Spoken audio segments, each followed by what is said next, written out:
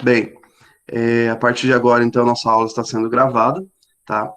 E nesse nosso primeiro encontro, gente, eu trouxe para vocês aqui se vocês, não sei se alguém verificou, né, teve a curiosidade de verificar lá no Moodle, eu deixei a ementa do curso lá disponível, né? E dentre os primeiros, né, como primeira sugestão ali de assunto, de tema para ser trabalhado com vocês, de conteúdo, é a questão da leitura e da produção textual.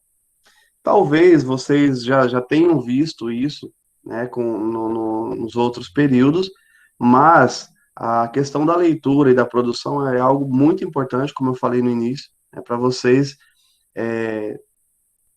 utilizarem isso no dia a dia. Eu tenho certeza que vocês vão utilizar em muitos momentos, tá?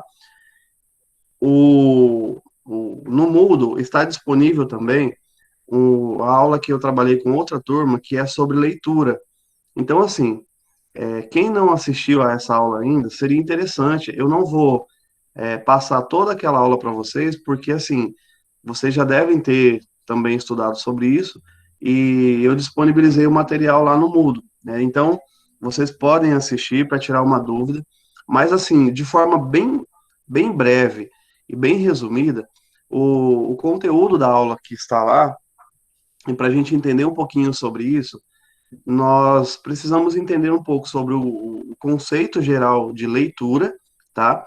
E eu até pergunto para vocês, alguém poderia me responder, assim, de forma bem resumida, quando eu pergunto o que é leitura, né? O que vem à mente de vocês, assim, se você pudesse definir em poucas palavras, o que é a leitura, afinal?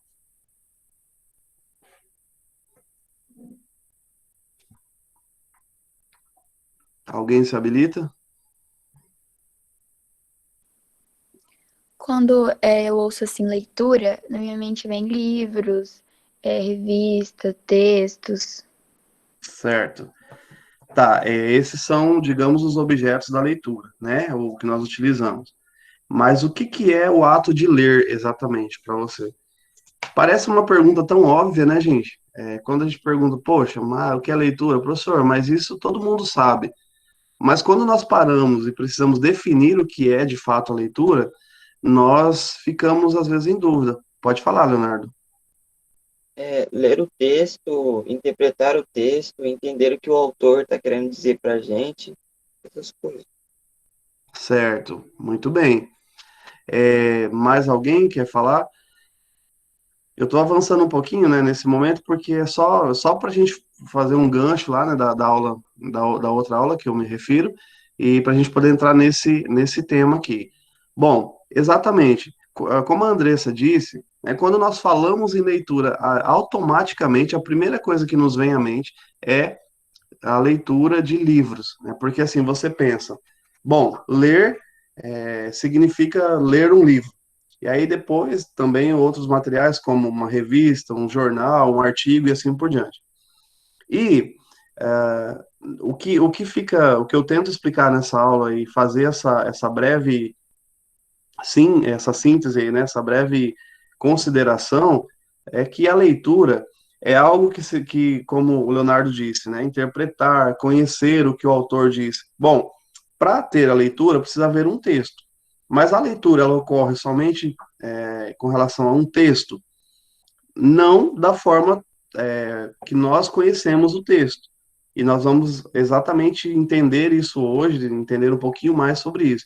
Porque a leitura, ela é um processo de aquisição de conhecimento, de seleção de informações, de escolha, né, de informações, de interpretação, enfim, é de você olhar para alguma situação, para um texto, para uma mensagem e você conseguir entender aquilo. É você conseguir captar a mensagem que está por trás daquela situação.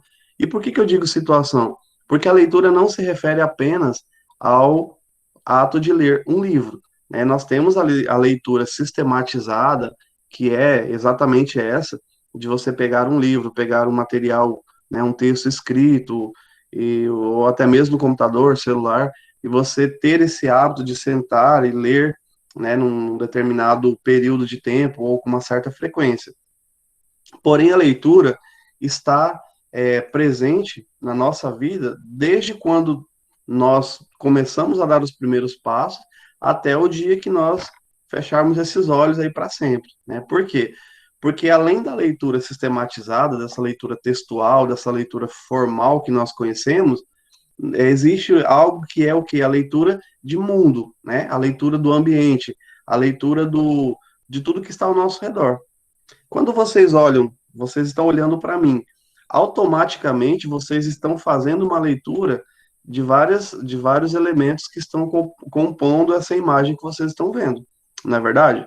Vocês estão olhando, vocês, primeira coisa, quando vocês me viram pela primeira vez aqui na tela, vocês já fizeram uma leitura de como eu sou, né? Porque é o que nós fazemos o tempo todo.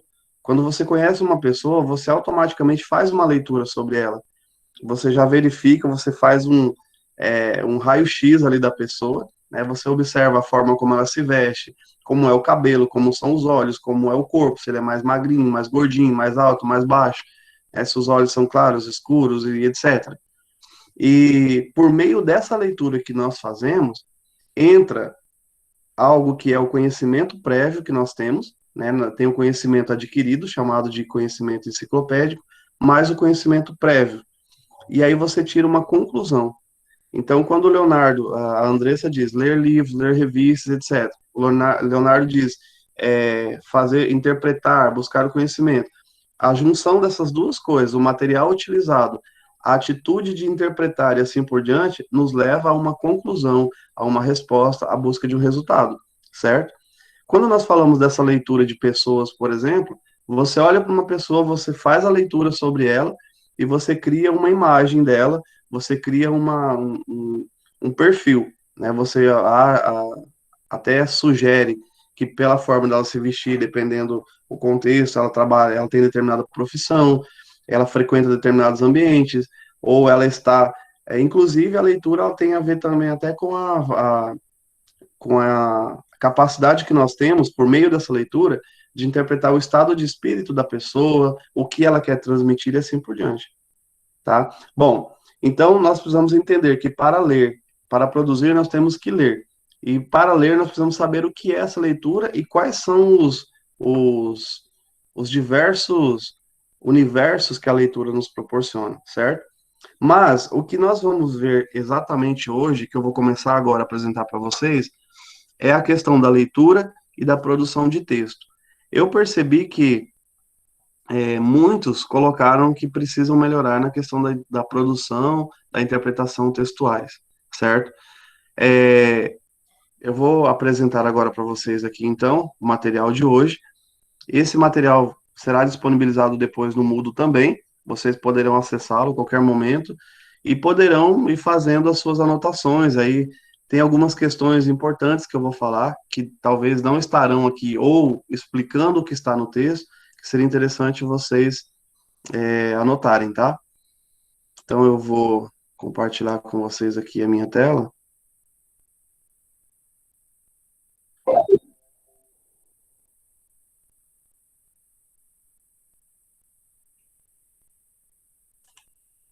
Apareceu para vocês a tela, hein? Se alguém puder me responder no microfone, eu agradeço. Sim. Sim, ok. Obrigado.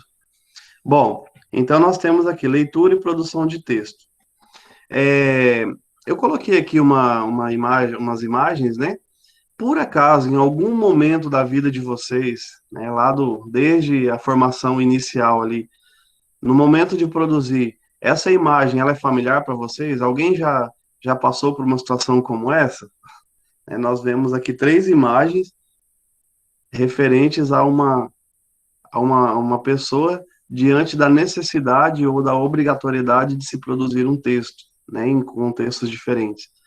Então, essa imagem, ou essas imagens, elas refletem muito bem a grande dificuldade que muitas pessoas têm, ou que nós temos, né, a maioria, porque também não pensem em vocês que porque eu sou professor, e professor de língua portuguesa, que eu sou um expert em todos os tipos de produções textuais e assim por diante. Não, eu tenho facilidade em muitas questões relacionadas a essa área, mas Eu também tenho as minhas limitações, por quê? Porque eu não sou detentor de todos os conhecimentos.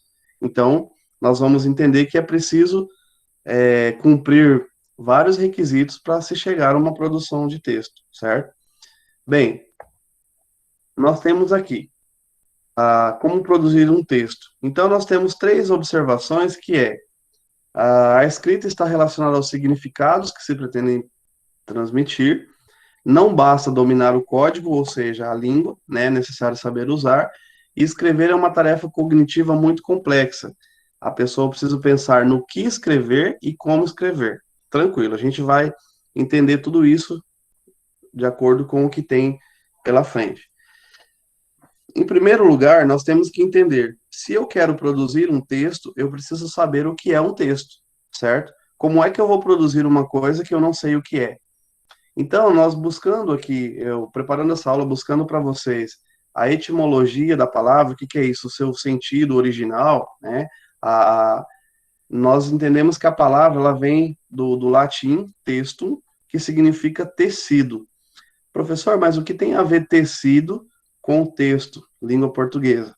Né? Então, nós temos uma imagem aqui, só para ilustrar, e aí voltando aqui. Assim como nas roupas, nos tapetes, etc., há elementos que se ligam e se conectam, dando forma ao produto, conferindo-lhe corpo, estrutura, ou seja, um sentido, uma unidade. O que que isso significa? O texto, ele é uma produção, ele é uma composição, é uma unidade macro, né, uma unidade geral, que precisa de vários elementos que vão ligando as suas partes. É como numa coxa de retalhos. Todos aqui já viram, provavelmente, pelo menos ilustrações, ou sabem o que é uma coxa de retalhos, né? Essa cultura da coxa de retalhos vem lá de tempos, há muito tempo se produzia, as donas de casa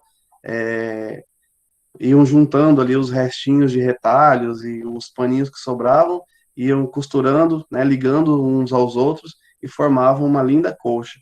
E depois isso acabou se tornando.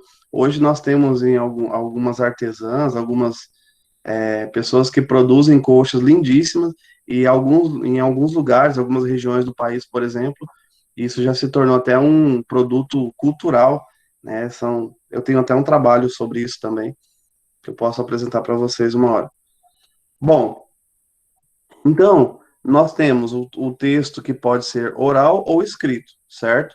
Nós sabemos que o que eu estou fazendo aqui agora, nós temos um momento de comunicação, de interação, eu estou produzindo um texto oral, ou seja, eu estou transmitindo uma mensagem para vocês por meio da oralidade e tenho também, ao mesmo tempo, o texto escrito, que é esse que vocês estão vendo aí na tela, correto?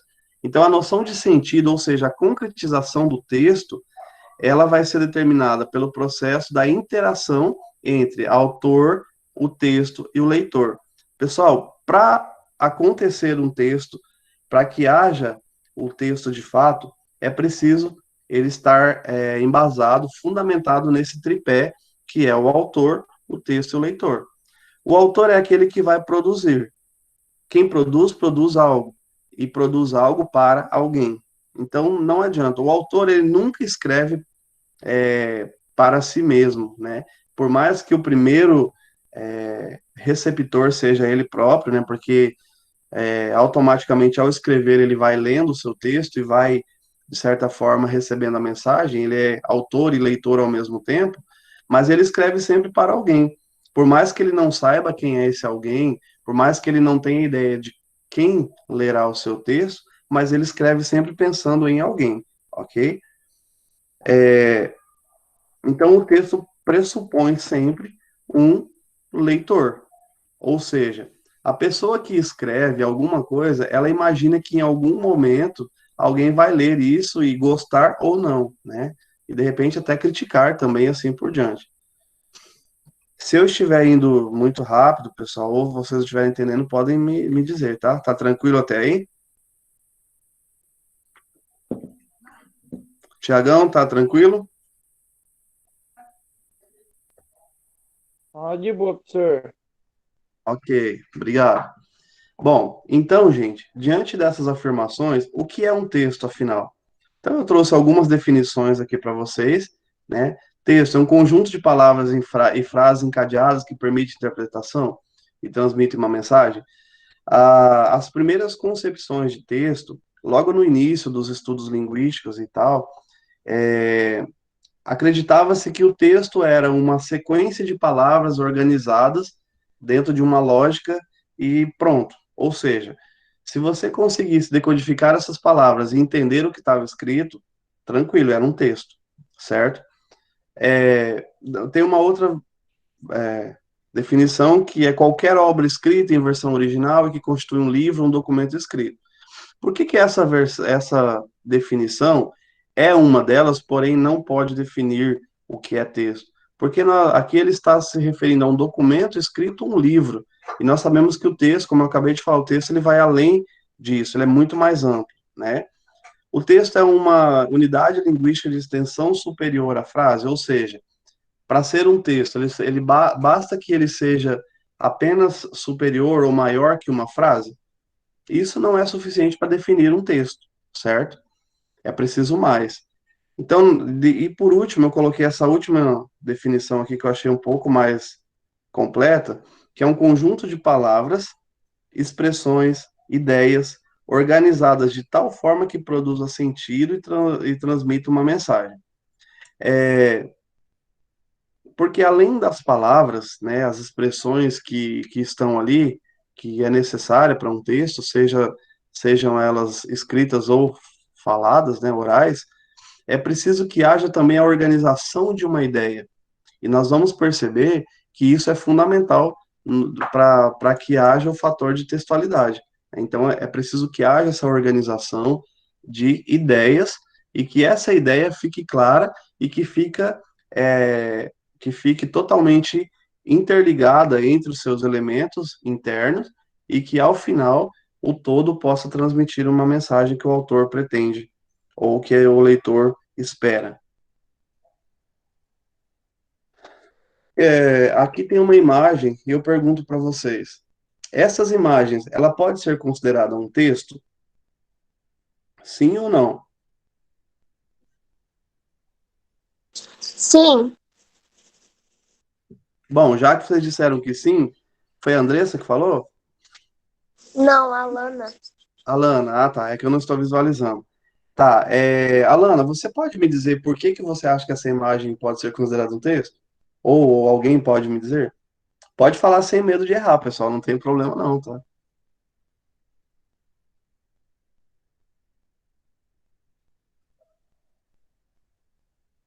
É, a pessoa vai olhar a imagem e vai descrever ela do jeito que ela está vendo agora. Certo. É, mais alguém quer contribuir? Que falou aí? Foi?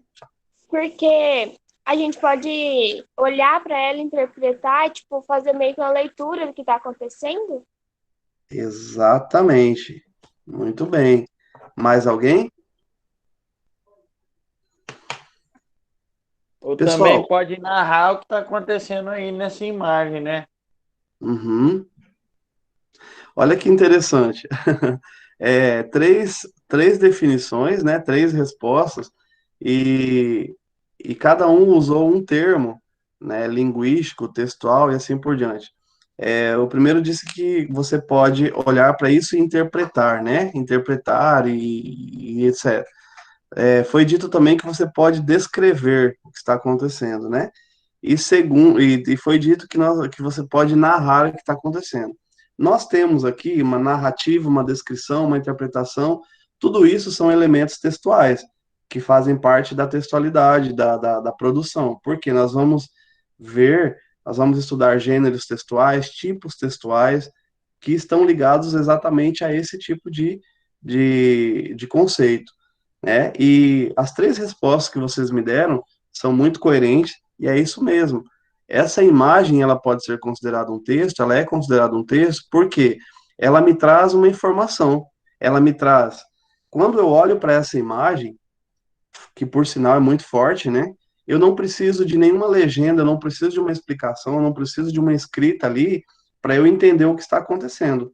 Eu consigo entender o cenário que está ali, eu consigo entender o contexto que essa criança está vivendo, eu consigo entender a condição social que essa criança, a qual ela pertence, eu consigo entender, enfim, vários elementos que estão, que são extra textuais, digamos assim, né? E também nós temos aqui uma questão que é o nosso conhecimento prévio, né? Vocês acham que essa imagem é de onde? Ela é uma imagem brasileira? Vocês acham que essa imagem é daqui do Brasil? Não. Não. Tá. Então, o primeiro ponto, nós sabemos que não é uma imagem brasileira. Segundo, vocês conseguem opinar, digamos assim, sugerir de onde é essa imagem, ou até mesmo já dizer um local específico? Da África? África, ótimo, África. E aí nós podemos ir mais além. Tem uma região específica da África que nós podemos sugerir que essa imagem seja? Alguém lembra? Tem um lugar muito, muito conhecido, eu tenho certeza que vocês já ouviram, que é na África, uma região na qual essa imagem esse tipo de imagem é muito comum. Já ouviram falar na Etiópia? Já, né?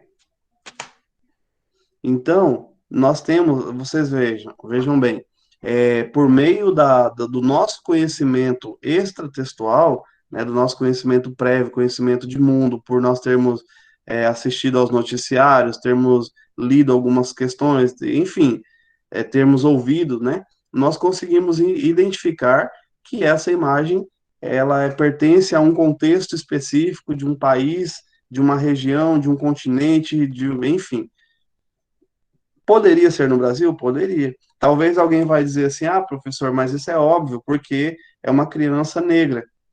Não, não tem nada a ver, por quê? Porque nós temos crianças negras que estão vivendo no mundo todo. Poderia, inclusive, ser aqui no Brasil, lá no Nordeste.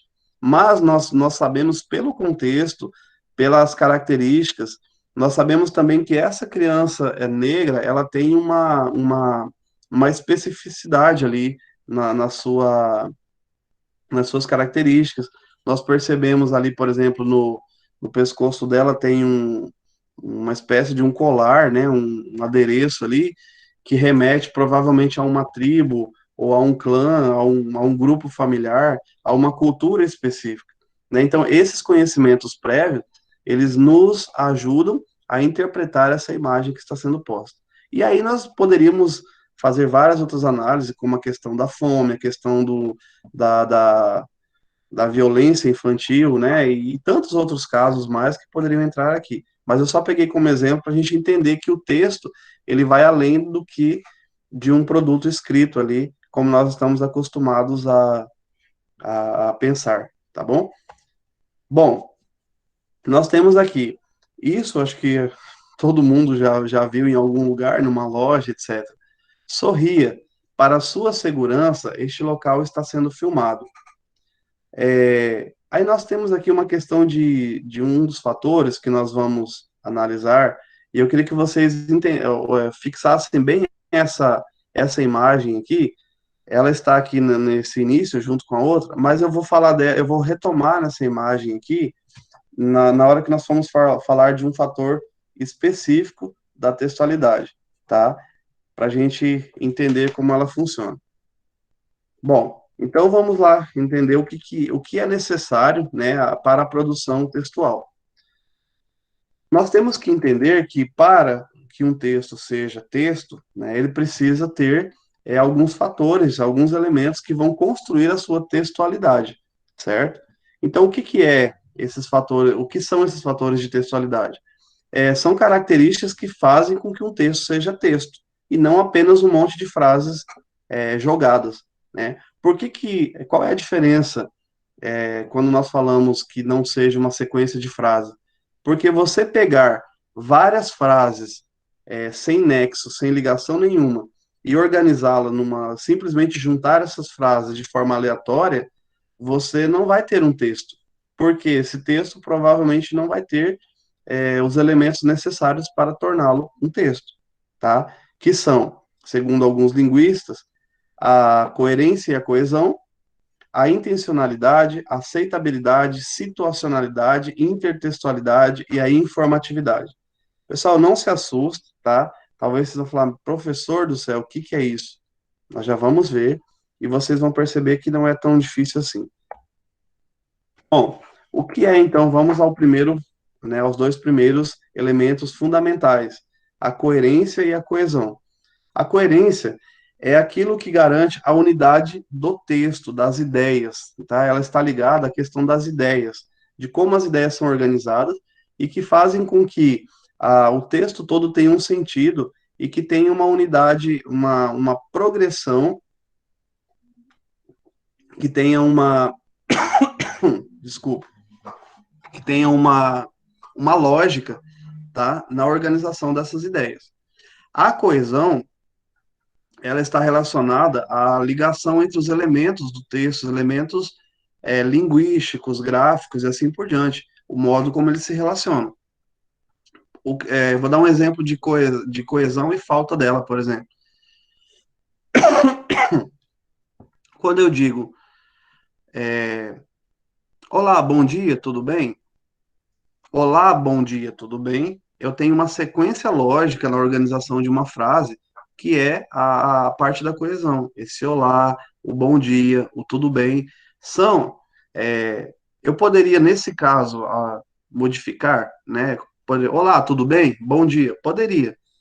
Agora, nesse caso, tranquilo. Agora, se eu vou vou descrever uma situação e eu inverto totalmente as palavras, coloco de forma aleatória essas palavras, não combino o verbo, o tempo verbal, né, com a pessoa verbal e assim por diante, o plural com o singular, ou seja, se eu pego essas palavras e coloco aleatoriamente no texto, eu vou ter uma falta de coesão, tá? Então, no caso da ideia, ela está ligada à coerência. No caso da coesão, ela está ligada aos elementos textuais, linguísticos, como o uso correto das palavras, as regras ortográficas e assim por diante. A gente vai perceber isso nos exemplos que eu vou mostrar para vocês. Então, ou seja, a função da coesão é criar, estabelecer os laços que deixam os vários segmentos do texto ligados, articulados, ou seja, é o que faz, lembra daquela imagem inicial do tecido? Né? Então, é aquela linha, né? Aquela agulha e a linha ali que vai costurando as partes do texto, vai ligando. Isso nós chamamos de elementos de coesão. Nós temos os articuladores textuais, nós temos que são os conectivos, né? Por isso que eles se chamam conectivos, porque eles vão articulando e vão conectando o texto uma parte à outra. Então, a função da coesão é o quê? Manter a continuidade do texto.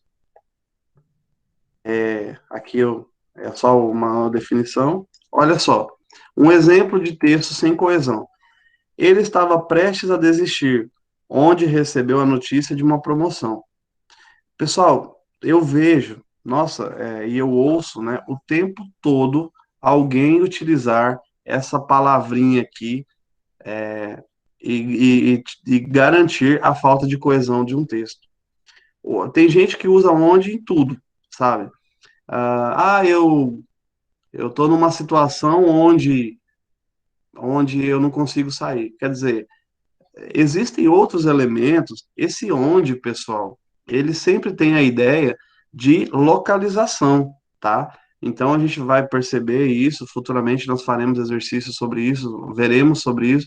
Então esse onde, ele precisa ser utilizado apenas com o sentido de localização.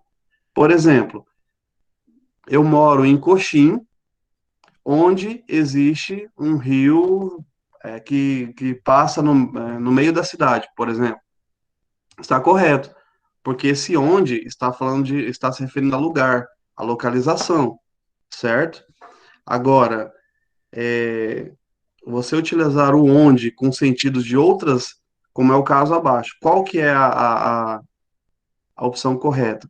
Ele estava prestes a desistir quando recebeu a notícia.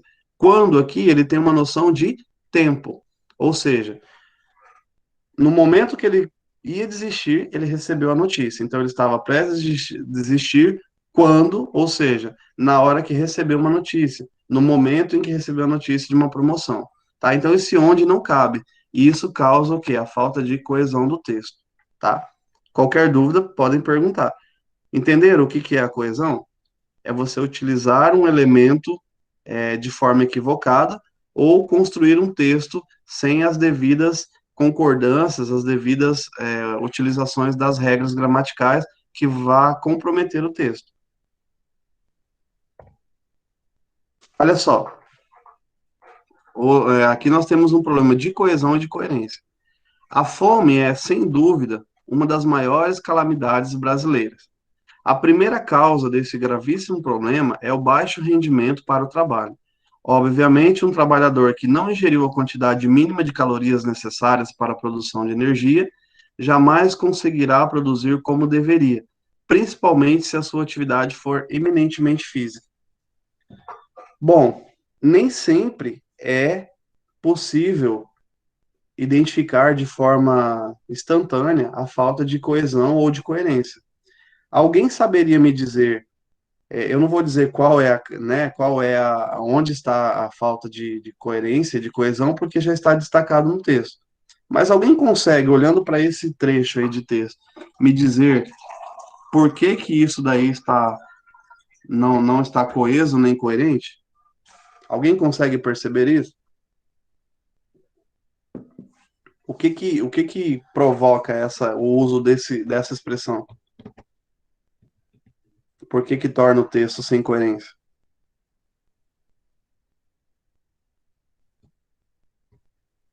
Ninguém?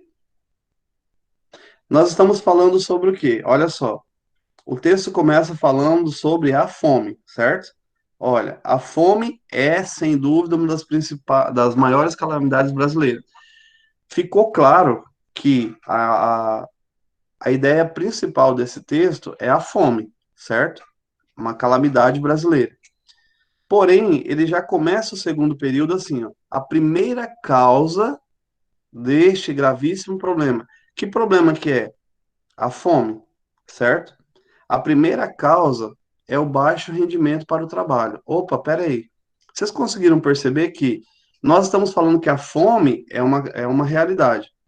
Lá está dizendo que a causa da fome é o baixo rendimento, quando na verdade é o que? É o contrário. O que que eu deveria utilizar então ali? Ao invés de usar causa, eu deveria usar a palavra consequência, tá? Por quê? Não é o baixo rendimento que causa a fome. Pelo contrário, a fome causa o baixo rendimento. Entenderam? Por isso que ele é um texto que ele está incoerente ou sem coesão. Porque, na verdade, a primeira consequência deveria ser assim, né? A primeira consequência desse gravíssimo problema é o baixo rendimento. Por quê? E aí ele vai continuar explicando. Porque um trabalhador que não ingeriu, né, que não comeu suficientemente, não vai ter energia para realizar um trabalho, principalmente se for um trabalho que exija um desgaste físico maior. Então, assim, muitas vezes, pessoal, a falta de coesão e de coerência, ela vem tão dissolvida ali no texto, ela vem tão camuflada, que é difícil a gente perceber. Se você não tiver muita atenção, provavelmente, se não tivesse destacado, né, causa e deixe, essas duas palavras, seria muito mais difícil de nós encontrarmos, numa leitura superficial, onde estaria a falta de nexo aqui, tá? Então, é claro que a gente precisa analisar, estudar um texto, conhecer muito mais para poder conseguir identificar isso. Tem alguns casos que é muito óbvio, você lê o texto e já percebe o que está faltando, como é o caso do que nós vamos ver agora. Olha só. Coerência, né, como eu falei, refere-se às ideias do texto, e a coerência é exatamente a ligação, né, a lógica entre essas ideias. E nós vamos perceber que eu trouxe para vocês aqui alguns anúncios, eu adoro ver essa parte de anúncios, porque, assim, eles são um campo riquíssimo, né, um laboratório riquíssimo de elementos para as nossas aulas, para as nossas análises. Olha só. Relojaria do Miringa. relógios, pulseiras, troca de baterias e consertos. Temos pastéis de fubá. Bom, professor, mas qual é o problema de ter pastel de fubá na relojoaria? Não tem problema nenhum, a relojoaria dele, ele pode colocar o que ele quiser, pastel, coxinha. Mas por que que é incoerente, né? Ah, professor, mas ele não pode vender pastel lá? Pode, como eu falei, a relojoaria dele. Mas quando você olha para relógio, pulseira, troca, e você pensa numa relojoaria, você não pensa em pastel, certo? Então, assim, é meio incoerente você ter ali uma relojoaria e vender pastel ao mesmo tempo, né? Então, parece que é algo tão comum, mas pensando textualmente, ele fugiu totalmente à ideia inicial, que é de consertar relógios, pulseiras e assim por diante. Compreendem o que que é a coerência? Depois nós temos aqui mulherada aí, tranquilo. Quem não tem sobrancelha, aproveita. Olha só, manicure. Faça pé e mão e ganhe uma sobrancelha. A gente entendeu a mensagem? Entendeu. Principalmente as meninas aí que costumam frequentar aí, né, a manicure, que tem esse hábito, vão entender muito bem. Mas onde é que está a incoerência aqui? Né, ou até mesmo a falta de coesão? Faça pé e mão e ganhe uma sobrancelha. Dá a impressão que você vai lá, vai pintar a unha, tirar a cutícula, etc. E eles vão te dar uma sobrancelha de presente, ou seja, você colar por cima dela, ou assim por diante, ou uma definitiva. Ah, professor, mas poderia ser uma definitiva, né, que agora está em moda. Mas deveria especificar, então. Então, qual que seria o correto? Faça pé e mão, né, e ganhe, por exemplo, o reparo da sua sobrancelha, alguma coisa nesse sentido. Mas da forma que está posta, ela está incoerente. Pintamos casas a domicílio. Bom, aqui entra uma outra questão, gente. Se você não souber, é que para você entender que o texto está coerente ou não, depende também do seu conhecimento prévio. Quem não sabe o que significa domicílio, não vai entender esse texto, não vai entender esse anúncio e não vai entender onde está o humor aqui ou a incoerência, né? Pintamos casa a domicílio. O que que é a domicílio? É quando você vai até a casa da pessoa para realizar um serviço, certo?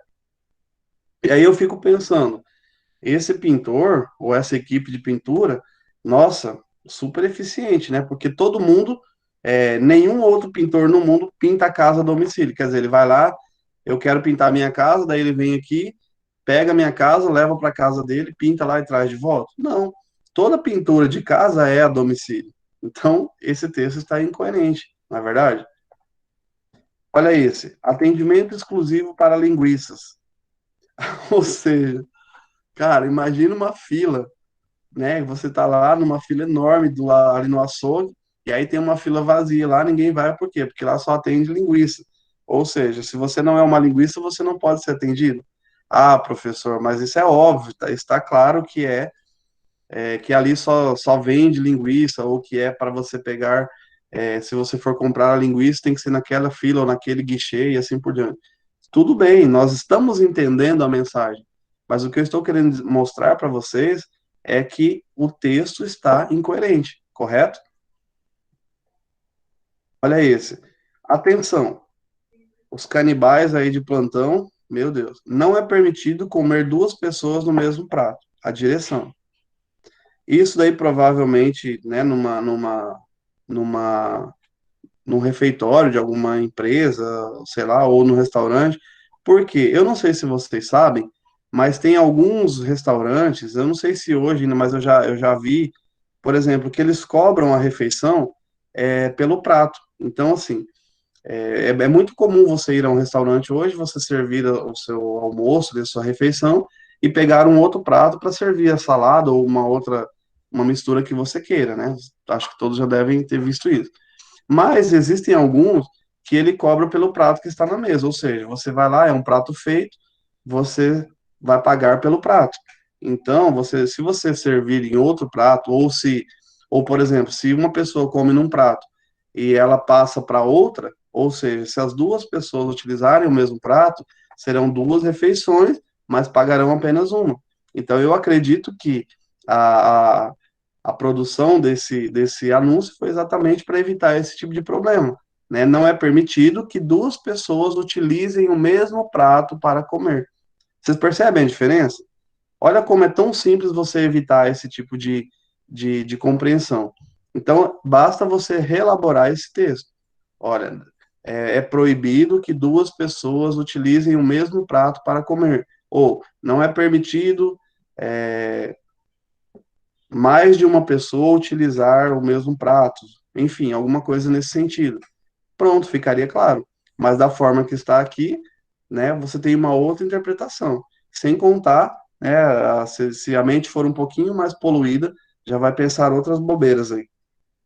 Então é preciso ter muito cuidado na produção textual para não cometer certos deslizes, tá? E aí nós temos, vamos para um outro fator de textualidade, que é a intencionalidade. Ou seja, o que é a intencionalidade? É aquilo que o autor pretende passar para o seu leitor. Ou seja, quando você vai escrever um texto, você precisa, antes de qualquer coisa, gente, antes de você sentar para escrever um texto, você precisa saber sobre o que você vai escrever e, principalmente, qual é a sua intenção com esse texto. Ah, professor, mas eu preciso ter uma intenção? Sim, precisa. Professor, mas eu só estou escrevendo esse texto porque o senhor me obrigou a escrever, porque senão eu não vou ter nota, né, em língua portuguesa. Ótimo. A sua intenção é qual? É obter a nota para passar de ano ou de semestre. Então você tem uma intenção. Então a sua intencionalidade vai direcionar a sua produção. Se você quer ter nota, você vai precisar se preocupar com os demais requisitos da produção textual para que eu, ao avaliar o seu texto, consiga entender que você é capaz de obter aquela nota. Então, a intencionalidade é aquilo que, ou seja, é o objetivo, né, com a intenção de quem produz. Então, no final aqui, ó, o texto produzido deve ser compatível com as intenções comunicativas de quem produz. Então, a intencionalidade, ela envolve um outro fator de textualidade que se chama aceitabilidade. Na intencionalidade, então, é o modo como o emissor usa o texto, né, para realizar os seus objetivos, que é o que eu acabei de falar, é a argumentação, ou seja, o que ele vai usar para fundamentar o seu texto, né, para comprovar a sua ideia. Depois, desculpa, a coerência do texto, ou seja, isso que eu acabei de falar sobre a organização das ideias, o texto está coerente, o texto está claro, né, preciso ter clareza. E, por último, as pistas que ele vai dar para o autor, para o leitor interpretar. E, para que isso tudo ocorra, em contrapartida, o receptor, ou seja, o leitor do texto, ele precisa interpretar, ele precisa decodificar primeiro esse texto, né, fazer a leitura, entender o que está sendo escrito, interpretar, ele precisa ativar o conhecimento de mundo, o conhecimento compartilhado e o conhecimento da língua. Né? Foi o que nós acabamos de falar naquela imagem da criança com o urubu lá observando, certo? Aquilo ali, para vocês entenderem qual foi o objetivo de quem produziu aquela imagem, né? Talvez de quem produziu, eu não sei, porque às vezes a pessoa tirou aquilo ali, nem sabia que essa imagem ganharia o mundo, por exemplo, porque é uma imagem clássica, bem famosa e tal. Mas a intencionalidade de quem publicou essa imagem era despertar no mundo, no leitor, no observador, um sentimento de revolta e ao mesmo tempo de solidariedade, né, de perceber que há crianças que estão naquela situação, certo? E o meu conhecimento prévio, né, o conhecimento de mundo, e ao mesmo tempo o meu conhecimento compartilhado, por quê? Para eu me sensibilizar com aquela imagem e com a situação, eu preciso compartilhar do mesmo sentimento de quem realizou essa ação, essa foto, por exemplo, de quem tirou essa foto. Porque se eu for uma pessoa egoísta, fria, sei lá, que eu não estou nem aí para os problemas do mundo, ou que eu olho e falo, isso não é problema meu, essa imagem não vai surgir nenhum efeito sobre mim, certo? E voltando ainda na questão da intencionalidade, gente, lembra que eu falei para vocês sobre aquela imagem lá da câmera? Sorria, né? Você está sendo filmado. Quando você visualiza aquela imagem, sorria, você está sendo filmado, não sei se alguém já parou para pensar sobre isso, que a intencionalidade nem sempre é o que parece ser. Né? Porque quando você pensa em sorria, você está sendo filmado, você sente, geralmente a pessoa dá risada, até brinca com o outro, tá vendo, está sendo filmado, vai passar na televisão e tal. Quando você vê uma câmera daquelas num supermercado, numa loja e etc. E você pensa na questão da sua segurança também, que você, se acontecer alguma coisa, vai ter como descobrir, vai ter como verificar isso, caso, né, precise recorrer às imagens. Mas pode ser, tá? Eu não estou dizendo que seja, mas pode ser que o dono da loja esteja mandando uma mensagem para você, a intenção seja dizer para você o seguinte: olha, não, se você tem intenção de roubar na minha loja, não roube, porque você está sendo filmado, entende? Se você tem intenção de fazer qualquer coisa errada na minha loja, não faça, porque você vai ser descoberto. Então, existe uma intencionalidade por trás, nós não sabemos qual é. E o autor, no caso de um texto, ele precisa deixar muito claro o que ele pretende, certo? Depois nós vamos para a situacionalidade, que é a situação em que o momento ocorre, né? É a adequação do contexto à situação comunicativa. O contexto pode realmente definir o sentido do discurso. Pessoal, eu estou aqui numa aula falando com vocês de forma natural, espontânea.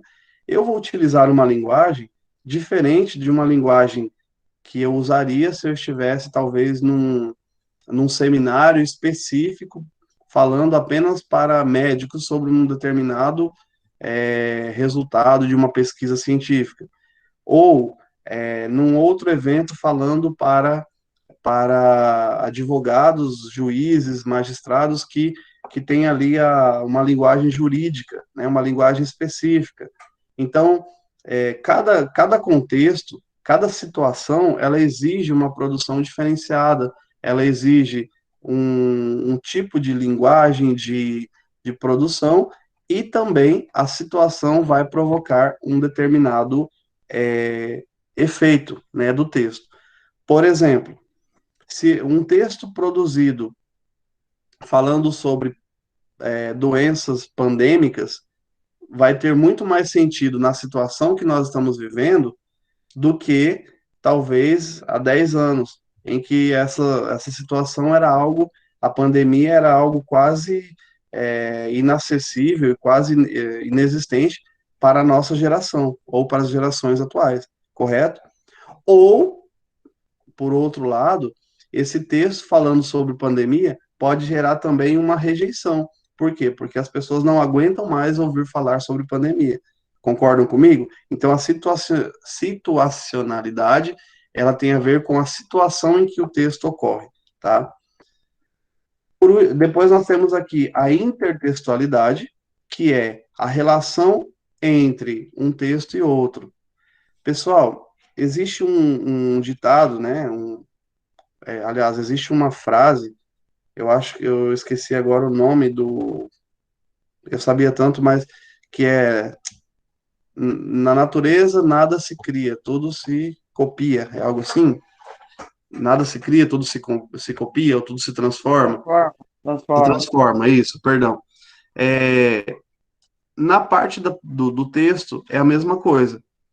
Raramente aliás, é impossível você ter um texto 100% inédito e você não utilizar nenhum tipo de informação extratextual, certo? Então, assim, a gente já sabe que para você produzir um texto, uma comunicação, um documento, um produto, você sempre vai se utilizar de conhecimentos já realizados. Por quê? Porque você vai precisar de outros elementos. No caso do texto, a intertextualidade é quando fica muito claro, quando ocorre, por exemplo, a ligação entre um texto que você está escrevendo, está produzindo, e você busca elementos em outros textos já consagrados, né? Então, que está relacionada aos textos. Nós temos isso muito no cinema, na literatura, né? E eu até trouxe para vocês aqui um exemplo.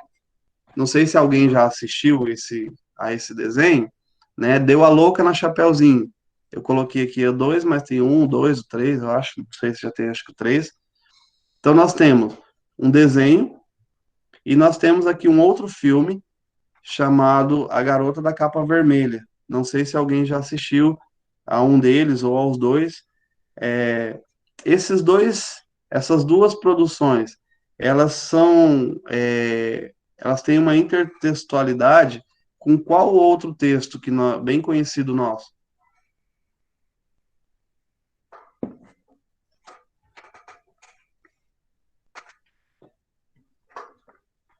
Pode falar, professor? Pode, sim, para falar. Eu acho que é o. Tem filme de morcego? Não, né? De morcego? É. Não. Olha, eu vou dar uma pista. Olha isso aqui, deu a louca na Chapeuzinho. E aqui nós temos a garota da capa vermelha. Quem é o Chapeuzinho personagem? vermelho. Qual é a história em que uma garota usa um capuz, Chapeuzinho vermelho. que nós Chapeuzinho sabemos que não é vermelho. um chapéu, né? Era um capuz vermelho. É o Chapeuzinho Chapeuzinho Vermelho, vermelho. né? Que é um conto infantil que se consagrou e hoje nós temos tem vários outros filmes, por exemplo, baseados em histórias mais clássicas. Tem, por exemplo, João e Maria, que é baseado na história lá do, do, do Joãozinho, João e Maria mesmo, né, original. Tem João e Maria Caçadores de Bruxa, que é um filme mais atual, que eles fizeram uma releitura bem um pouco mais violento, né, uma coisa mais... Então, nós tínhamos aquela história do João e Maria lá na infância, né, é da minha época, né, não sei se é da de vocês, claro, mas vocês já devem ter ouvido falar desses contos infantis aí, nós temos vários que são feitos as intertextualidades. E temos os textos, né, os poemas, por exemplo, o Legião Urbana tem uma música que faz uma intertextualidade lá com a obra de Camões, né, e assim por diante, com a Bíblia também, usa aquela parte do de Coríntios e assim por diante, ainda que eu falasse a língua dos homens e dos anjos, né, e aí ele usa lá o texto de Camões, amor é fogo que arde sem doer, é ferida que dói e não se sente, e assim por diante. Então, e muitos outros, né? Isso é intertextualidade. É você utilizar o texto, em um texto, a elementos de outro que já foi consagrado. E aí nós partimos, então, para finalizar essa nossa introdução aqui ao tema, né? As condições didáticas para a produção de texto. Ou seja, o que é isso? Nós precisamos ter três condições básicas para ocorrer a produção textual. Primeira delas, o que será escrito? Então, assim, você precisa entender que a primeira coisa, o que eu vou escrever? Porque se eu falar para vocês assim, pessoal, eu quero que na próxima aula vocês produzam um texto para mim. Vocês vão me encher de perguntas, na verdade. Primeira coisa que vocês vão falar, professor, mas escrever sobre o quê? Não tem, se eu não passar, e outra coisa, se eu não passar um tema para vocês, eu não posso cobrar depois e dizer que esse texto é aceitável ou não. Então, a primeira coisa que eu preciso é definir um tema, né, um conteúdo. Segundo, eu preciso também, além desse conteúdo, eu preciso dizer que tipo e que gênero de texto eu quero. Eu quero um texto narrativo, eu quero um texto dissertativo, descritivo, eu quero um artigo de opinião, eu quero um conto, uma memória, eu quero uma piada, eu quero uma charge, uma história em quadrinho. Então, eu preciso dizer para vocês o que eu quero. Segundo elemento, qual é a função, né? Para que eu vou escrever isso? Então eu preciso saber para que eu vou escrever. Então, assim, é lógico, como eu falei já em outro momento, no meu caso, vocês vão escrever para ter notas, mas assim, além de ter nota, é para aprendizagem, é para a evolução de vocês, é para melhorar a escrita, é para passar uma mensagem, né? Se eu falo para vocês, pessoal, vamos produzir textos relacionados à campanha contra o câncer de mama, vocês vão precisar saber que esse texto ele tem uma função. Ele vai precisar alertar as pessoas para o câncer de mama, os cuidados que a mulher deve ter, ou a realização do exame, ou, enfim, ele tem que ter um objetivo e uma função, certo? E, por último, quem é o destinatário?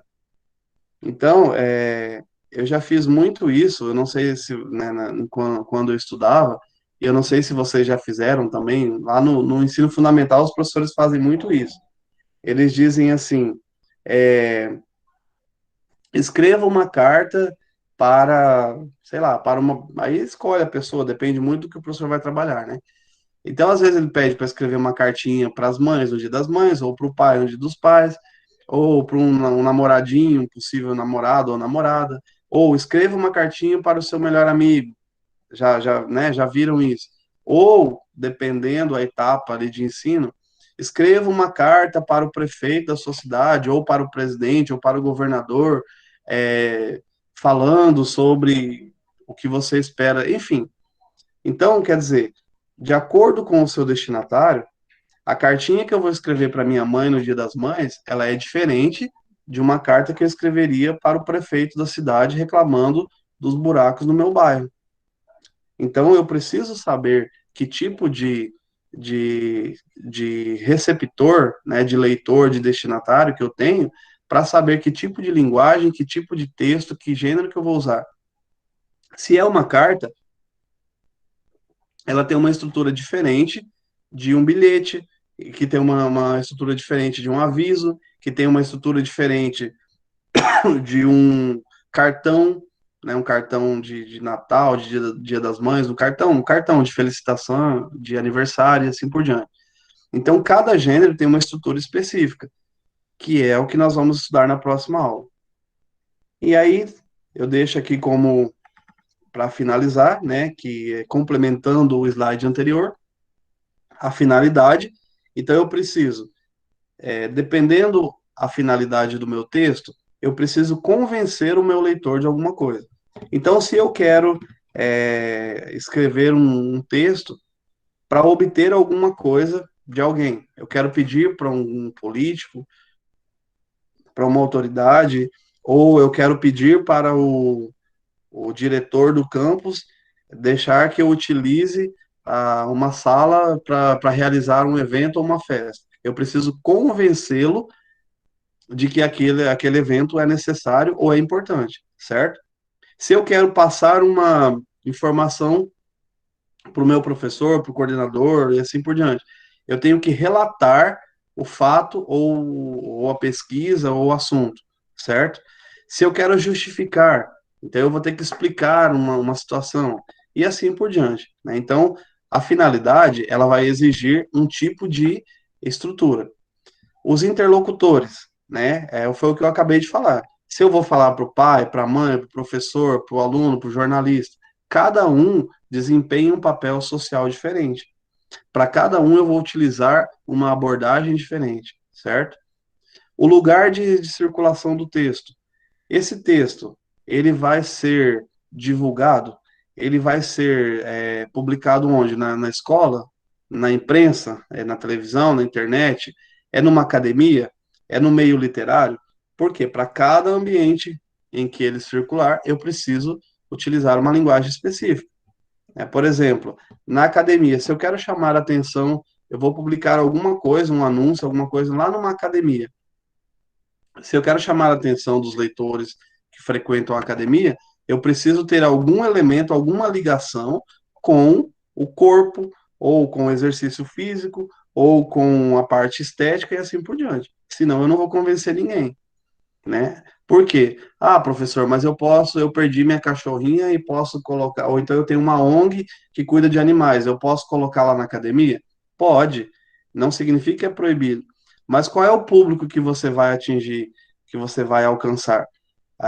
O público que gosta de animais, né? Se você tem lá na academia 30% de pessoas que não estão nem aí para a causa dos animais, por exemplo, elas não vão nem olhar esse anúncio. Quando elas olharem e perceber que é isso, elas não vão nem ler o restante, né? Então você precisa saber qual é o público, qual é o lugar em que vai ser publicado. E o portador, né? É um livro, é um jornal, é uma revista, vai ser um painel, vai ser um portfólio, vai ser, enfim, é um canal do YouTube, eu vou publicar isso no TikTok, enfim, o portador, né, o veículo no qual será publicado, ele também vai determinar o tipo de texto que você quer produzir. Eu sei que para eu publicar um texto no TikTok, eu tenho um limite de tempo. E se eu fizer um texto muito grande, eu não consigo publicá-lo, né? Ou pelo menos as pessoas não vão conseguir assistir ou ler ali no TikTok. Eu vou ter que deixar um link para direcionar a pessoa para acessar o link, e talvez a pessoa não vai querer porque ela está ali olhando o TikTok. Ela quer ver vídeos que sejam publicados, ou textos, né? Mensagens que ela consiga visualizar ali mesmo. Então você precisa ter todo esse cuidado. Aí lá tem a ver com o conteúdo, a forma e o estilo, né? As marcas linguísticas de cada um, a forma como cada um fala e assim por diante. E aqui eu tenho as referências que eu utilizei, e aí eu volto para a nossa tela aqui da nossa aula. Bem, diante de tudo isso que eu falei para vocês, eu sei que é muita informação ao mesmo tempo, né? Ficou alguma dúvida? Ficou claro para vocês um pouquinho sobre essa questão da produção, do que é necessário para ter um texto, o que é um texto coerente, o que é um texto, o que é a coesão e coerência, o que são os elementos de textualidade, como a intencionalidade, a informatividade, situacionalidade, assim por diante? Alguém ficou com alguma dúvida? Alguém quer perguntar, quer contribuir, enfim, fica à vontade. Professor, Sim? eu só gostaria que o senhor comentasse um pouquinho sobre a ampliação da leitura de mundo através da leitura dos livros. Ah, sim. Muito bem. Pessoal, então, professor, eu até estava comentando com eles, tem uma outra aula que eu até deixei disponível lá no Moodle, né? Que fala exatamente sobre a leitura. E a importância. E também, se o senhor quiser, professor, contribuir, fica à vontade, tá? Senhor, eu vou falar um pouquinho aqui, rapidamente. Eu vi, retomando isso que o professor está falando, eu vi lá nas apresentações, no questionário que vocês responderam, que é referente ao hábito de ler. E muitos disseram que não têm o hábito de ler. Então, diante desse nosso conceito de leitura, que eu falei lá no início, né, que tem na outra aula também, que a leitura ela não está ligada somente à leitura de livros, mas eu entendi que vocês, quando vocês dizem que não são leitores, ou que não gostam, ou não têm o hábito de ler, vocês estão se referindo aos livros, certo? E eu vi que uma dificuldade também lá é a questão da disponibilidade de livros, né, a acessibilidade de vocês aos livros. Pessoal, isso que o professor, não sei se eu entendi a intencionalidade dele, mas eu acredito que seja isso, sobre a questão de um livro ser insubstituível, tá, em relação à questão da leitura. Nós estamos vivendo um momento de, de preguiça mesmo, de comodidade, devido à internet. A tecnologia é fantástica, sabe? Você tem internet, você tem esses acessos, isso é muito bom. Porém, as pessoas estão perdendo esse hábito de leitura, de pesquisa, né, de ler um livro. Por quê? Porque quando você quer saber um assunto, você vai na internet e encontra ali de forma muito reduzida e muito superficial, né, referente à leitura. A leitura de um livro, ela, além de ampliar o seu conhecimento de mundo, ela aborda vários mecanismos nossos, porque ela mexe com o nosso emocional, com o nosso sentimental, com as competências linguísticas, ela faz você trabalhar a criatividade, porque eu não sei se já aconteceu com vocês, mas eu acredito que sim. Quando você lê um livro que você está se interessando pelo assunto, você entra na história, você começa a visualizar, né? Então, assim, você lê o livro, você visualiza o personagem, você visualiza o cenário, você visualiza a situação descrita ali, e às vezes você consegue descobrir, às vezes não, sempre, né, numa leitura de um livro, você descobre informações que você não encontraria facilmente em nenhum outro lugar. Então, assim, eu tenho uma experiência de leitura quando eu tinha aproximadamente uns 10 anos, 9 para 10 anos, nós morávamos no sítio e nós não tínhamos televisão.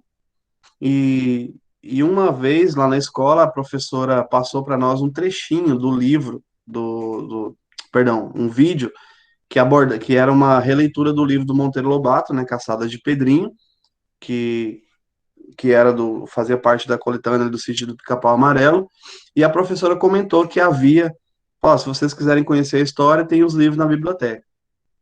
Naquela época não era permitido eles emprestarem os livros na escola que eu estudava, eles não emprestavam para os alunos levarem. Mas eu tinha uma amizade com as coordenadoras pedagógicas, porque a gente morava no sítio, eu sempre trazia frutas, verdura para elas e tal. E eu fui lá, conversei, ela falou assim: olha, eu vou emprestar para você o livro, mas você não fala para ninguém. Então toda vez terminava a aula, ela falou assim: eu vou te emprestar um livro por semana. Só que eu tinha uma vontade tão grande de conhecer a história que eu lia o livro, eu chegava em casa, enquanto eu não terminasse aquele livro, eu não sossegava. E no outro dia eu já queria mais. E eu li toda a coleção do Monteiro Lobato gente, aprendi muito sobre, não só sobre a literatura, mas a literatura ela te traz um conhecimento de mundo mesmo. E muito do que eu sabia depois na escola, que eu tive maior facilidade, porque o Monteiro Lobato, ele tinha dentre as suas coleções, ele abordava praticamente todos os assuntos principais.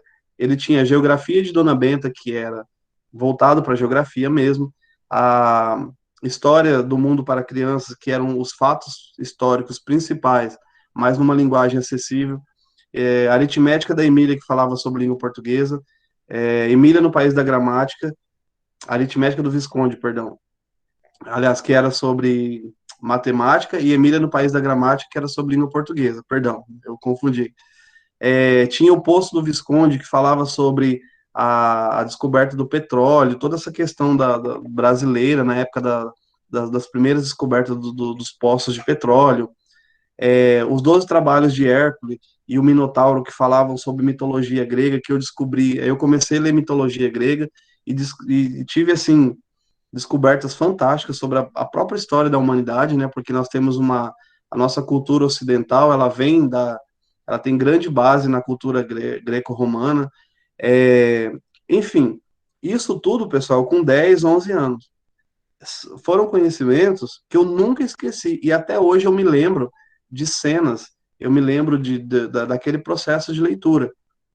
Então, quando você lê um livro e você consegue realmente entrar nesse livro, nesse universo, a, a sua capacidade de retenção de conhecimento, a ampliação tanto intelectual, né, tanto de conhecimentos linguísticos, tanto de conhecimentos teóricos, como de mundo, isso é incomparável. Então, assim, a leitura de um livro, ela é sempre insubstituível, tá? Nada substitui um livro. Eu sei que às vezes pela correria nós acabamos não lendo, e tem uma outra questão que eu queria falar para vocês, é que hoje você encontra praticamente todos os livros estão disponíveis em PDF. Então, quem tem facilidade, eu vou ser sincero, eu não gosto muito de ler em PDF, ler em computador. Eu ainda sou a moda antiga, de ler o livro físico mesmo. Mas quem tem o hábito de ler, leia, pessoal. Tem muitos, às vezes tem alguns sites que você tem que fazer um cadastro, mas é gratuito, só por uma questão mesmo de política do site. E você consegue baixar vários livros, você consegue ler virtualmente, você consegue ter acesso a muita informação, tá? Então, assim, a questão da leitura do livro Não sei, professor, se eu respondi a contento, se era isso que o senhor queria que abordasse, mas se o senhor quiser complementar também, fique à vontade. Ó, professor, tranquilo, é exatamente isso aí, tá? Obrigado, né, pela explicação. E, bom, eu queria apenas deixar uma dica de leitura, né, para os meninos e meninas aí. Eu estou lendo Ótimo, um livro chamado A Menina que Roubava Livros, é muito top, muito maneiro. Eu estou já na página exatamente. 150, 152, né? E ele é uma obra que se passa dentro do contexto da Segunda Guerra Mundial. Então é muito top mesmo. Então fica como dica de leitura aí para os garotos. Tranquilo, professor? É isso aí. Perfeito. Obrigado, professor. Isso mesmo. Pessoal, é interessante também, eu vejo que nós temos aí um paradoxo, porque as pessoas dizem que os jovens hoje não leem. Na verdade, eu vejo que nós estamos uma geração de leitores, né, embora seja uma leitura diferenciada, porque até porque o texto ganhou também outros formatos, né? Nós temos os textos multimodais, que são esses textos é, com vários elementos, você tem os textos animados, esses textos, devido à tecnologia, então você, textos mais interativos e tudo mais. Porém, nós temos, assim, eu até conversava com uma moça que tem um quiosque aqui no shopping, em Dourados, eles têm um quiosque de livros, e eu perguntava para ela sobre a questão do público, leitor, se saía muito, porque assim, a gente pensa que o livro não tem mais saída, né? Não tem mais venda hoje. E ela me falava sobre isso, o quanto os adolescentes, os jovens estão lendo. É um outro tipo de leitura, existe uma leitura hoje mais voltada para esse público, né? Essa leitura aí da fantasia, da ficção, mudou, o perfil do leitor é outro, mas ainda estão lendo, né? Graças a Deus estão lendo. Então, assim, se você tem hábito de ler, eu sei que vai ter momentos, gente, que você vai precisar ler algumas coisas que talvez não era o que você escolheria para ler. Mas isso não significa que não, isso não diminui o valor da leitura, tá? Pelo contrário. Porque nós precisamos ter a leitura, nós vamos entender que existe a leitura informativa, existe a leitura aquela necessária que você faz porque você precisa dela, e a literatura de deleite, de entretenimento, que é o que a maioria dos adolescentes estão lendo. Então, é, desculpa, fui dar um. Então, os adolescentes estão lendo, estão praticando uma leitura mais de entretenimento. É claro que com isso vem a informação agregada, isso é inevitável, né? Também tem muita informação válida. Mas, assim, é bom ler de vez em quando gêneros diferentes, gêneros de livros diferentes daqueles que você gosta, para você adquirir outros tipos de informação, né? Outros tipos de visão de mundo. E sem contar que a literatura, a literatura clássica, né? Ah, isso é insubstituível. Nós temos. Por que elas são clássicas? Justamente por isso. Porque elas são contemporâneas, elas são sempre atuais, elas são sempre muito condizente com o contexto. Você pega livros consagrados aí que foram escritos há séculos e que ainda continuam atuais. Então, assim, leiam o máximo que puder. Não, se não pode, se você ler uma página por dia, você já fará uma grande diferença na sua vida. E para finalizar, o que eu quero dizer para você é o seguinte: diante de tudo isso que nós falamos, né, nós falamos sobre os elementos necessários para a produção, porém existe um elemento que esse é fundamental e sem ele você não consegue produzir, que é exatamente a leitura. Quem não lê dificilmente vai ter uma boa produção. Para que você seja um bom escritor, você precisa ser um bom leitor, tá? Por quê? Porque, assim, você precisa ter conhecimento, você precisa ter parâmetros, referências. É esse livro que o professor falou, um livro fantástico. Não vou nem comentar nada agora para não quero dar spoiler nem nada, mas leiam se puderem. Leiam esse, leiam outros, existem muitos livros, né? Dos próprios autores de um livro, você consegue ir pegando dicas para outros. Mas a leitura, ela faz com que você consiga criar esse universo da produção textual. Porque, assim, as pessoas travam na produção porque não tem repertório de leitura. Como é que você vai fazer a intertextualidade na sua produção se você não conhece nenhum outro texto? Como é que você vai ter conhecimento prévio de mundo, de literatura, se você não lê? Como é que você vai entender a coesão e a coerência se você não tem vocabulário para isso? É como eu falei lá naquele exemplo do anúncio. Pintamos casa a domicílio. Aí você olha, nossa, que legal, olha, esse pessoal aqui pinta casa a domicílio. Aí você para e pensa, ah, mas o que é domicílio mesmo? Então, se você não souber o que é, você não vai entender, certo? Algo mais? Alguém mais quer comentar alguma coisa, fazer alguma pergunta, contribuir também, deixar dicas de livros aí, falar sobre as suas experiências?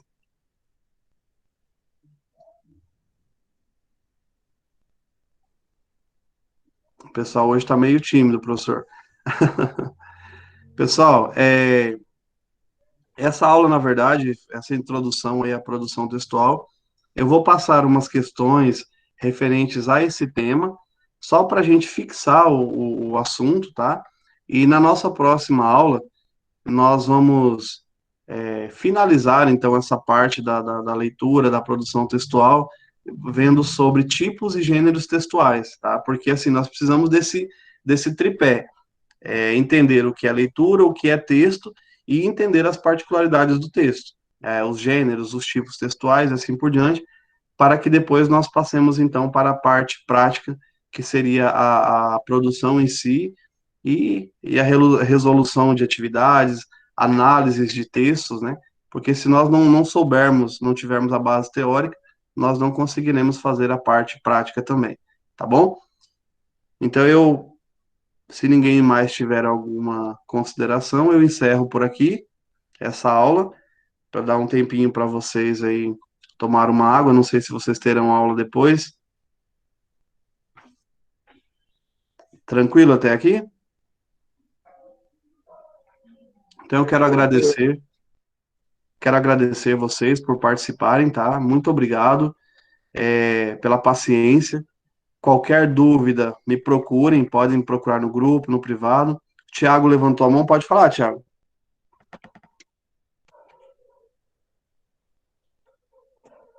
Levantei sem querer, professor.